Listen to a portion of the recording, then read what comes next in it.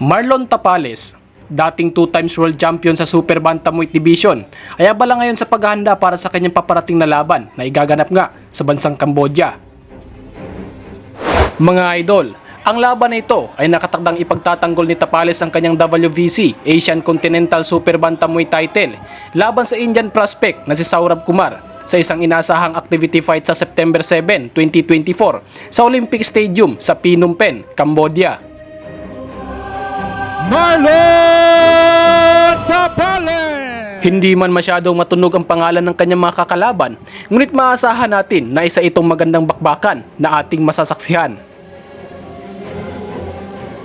Si Saurabh Kumar ay isang Indianong boksingero na nasa 28 anyos pa lamang at karamihan sa kanyang mga laban ay ginanap mismo sa loob ng kanyang bansa.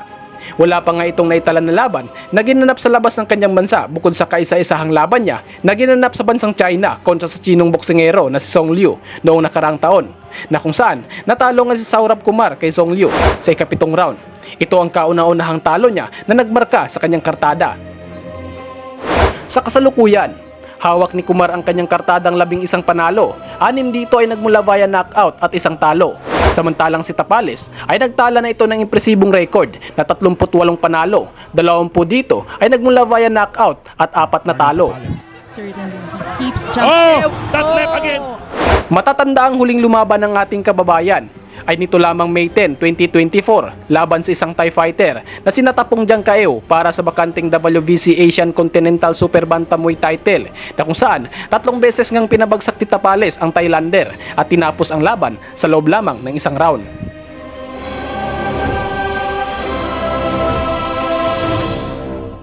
Title, Miss Rica.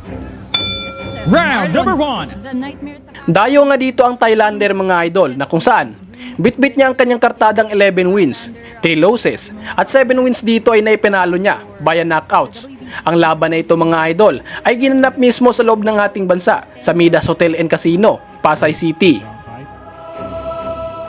Makikitang kumpiyansang ang Thai fighter dito, mga idol, at nasa kondisyon ito sa pagpasok pa lamang ng round 1. Nagmamatsyag at sumasabay nga ito sa galaw at hakbang ng ating kababayan.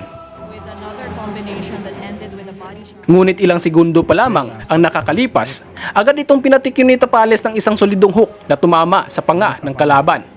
Come swinging on this initial canto of round number 1. That right connected for Marlon Tapales. Marlon Tapales sends Jangkaeo down the canvas.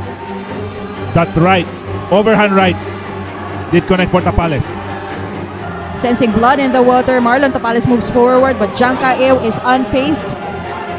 Let's go of those hands. He's trying to counter. Speaking about Jangkaeo. Hindi na nga nakabawi ang Thailander dito, mga idol, hanggang sa nasundan pa ito ng pangalawang pagkakataon at hanggang sa tuluyan ng pinahinto ng referee ang laban matapos itong muling bumagsak sa ikatlong pagkakataon. Marlon Tapales. Certainly keeps Jangkaeo. That left again. Send the Jangkaeo to the canvas for the second time. Beautiful left there. It seems that Jangkaeo is 55 seconds of round number 1. but Marlon is set to keep him down. Another left hand for Marlon Tapales. A first round. An emphatic first round knockout from the Nightmare, partner. What a comeback win for Marlon. Taong 2021, December 11, dumayo ang ating kababayan sa bansang Amerika upang harapin ang isang Japanese fighter na si Hiroaki Tishigawara.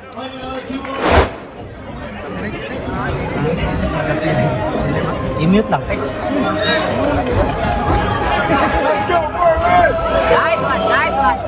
Nice load. Oh. Yung timing yan. Round 2 nga lang ang inabot ng hapon dito, mga idol, at 2 beses itong pinabagsak ni Tapales sa loob ng unang round at 1 beses naman sa pangalawang round.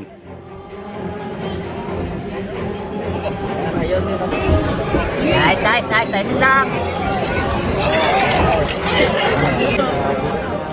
Makikitang may kaliksihan itong hapon, mga idol. Ngunit halos lahat ng bitaw ni Tapales ay walang paltos na dumadapat sa mukha at depensa ng kalaban.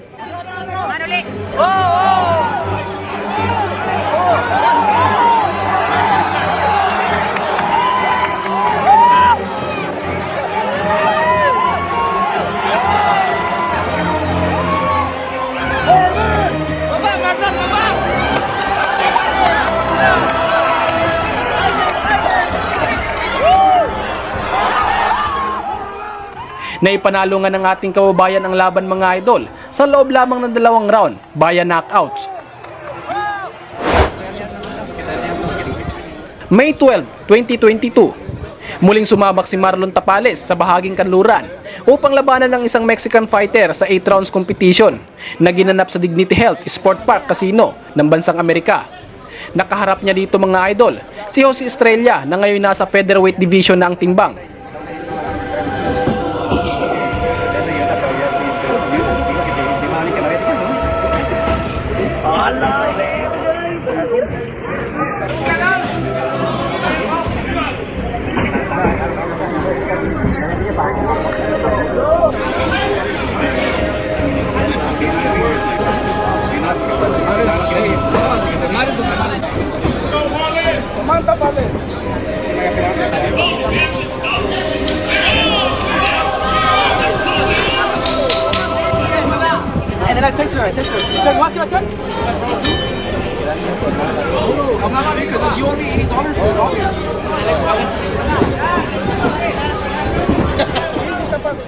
Magandang laban ang ipinakita ng bawat isa sa unang round.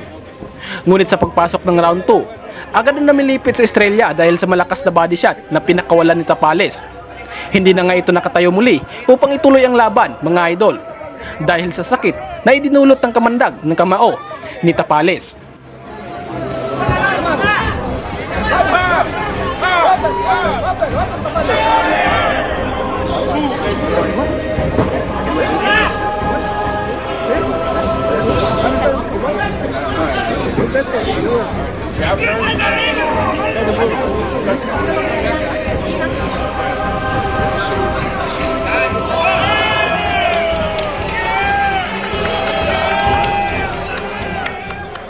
Ngayong September 7, 2024, isang Indyanong nagnanais na agawin ang WBC Asian Continental Super Bantamweight title na hawak ngayon ni Tapales.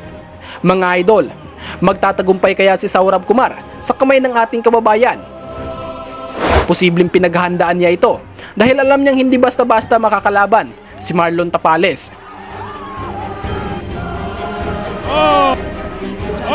That left again. Hindi man masyadong matunog at kilala ang pangalan ni Kumar mga idol. Ngunit hindi natin alam kung ano ang estilong dala nito para labanan ang ating kababayan.